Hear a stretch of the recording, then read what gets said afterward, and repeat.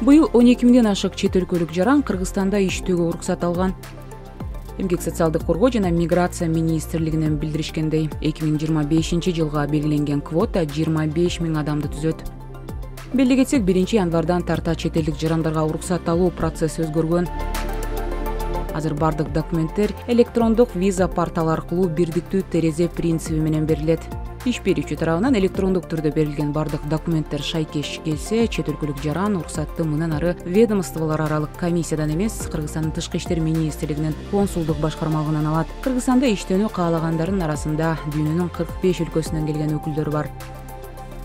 Статистика боюнча жыл башынан бери Кытайдан 2800дөн ашык адам, Бангладештен 2500дөн ашкан адам, Пакистан, Түркия, Индия, Өзбекстан, ошондой эле Филиппин, Түркмөнстан жана башка мамлекеттердин өкүлдөрү уруксат алган.